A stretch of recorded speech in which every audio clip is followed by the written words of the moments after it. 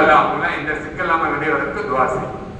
So இந்த தப்பெல்லாம் பண்ணாமல் நம்ம எதுக்கு போகணுமோ நம்ம வேலையை மட்டும் பார்த்துக்கணும்.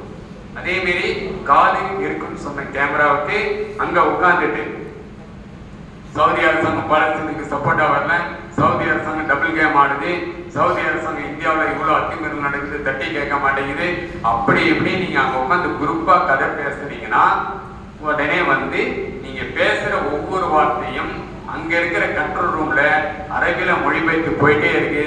அடுத்து அங்க சிக்னல் கொடுக்குறாங்க, ஒரு டீம் அப்படியே அவங்களே அடிட்டு போயிடும். ஏற்கனவே சொன்ன மாதிரி தான் கதையா ஃபார்ம் கொடுப்பாங்க, கையெழுத்து போட்டு எங்க கொண்டு போவாங்கன்னு தெரியாது. ஹஜ்ஜுடைய இடத்துல வேன்ல வச்சு ஜாலியாக ஒரு ரவுண்ட் ட்ரிப் அடிச்சுட்டு அரஃபால ஒரு ரவுண்ட் ட்ரிப் அடிச்சுட்டு ஹஜ்ஜு முடிச்சுட்டு கூட்டு போயிடுவோம். ஸோ அந்த தப்பெல்லாம் பண்ணாம பேச வேண்டிய 1008 வேலை இருக்கு, 1008 பேச்சு இருக்கு. இதெல்லாம் உங்க ரூம்ல உங்க பில்டிங் ரிசப்ஷன்ல வச்சுங்க, அசிசியாவோட வச்சுங்க. மதினாவிலையோ இல்ல மக்காவிலையோ எல்லா இடத்தையும் இருக்கிற சிசிடிவி கேமராவுக்கும் கண்ணும் இருக்கு, காதும் இருக்கு. அதெல்லாம் கவனமா இருக்கு.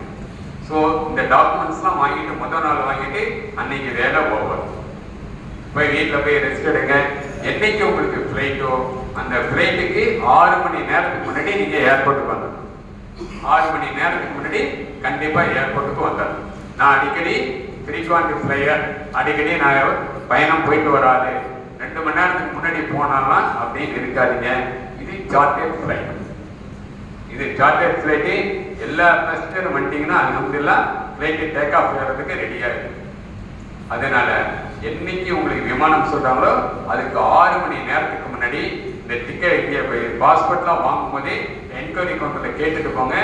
ஏர்போர்ட்ல எங்களுக்கு எந்த கேட் நம்பர்னு கேட்டா உங்களுக்கும் தனி கேட் நம்பர் வச்சிருக்கோம். உங்களை கூட்டு போறதுக்கு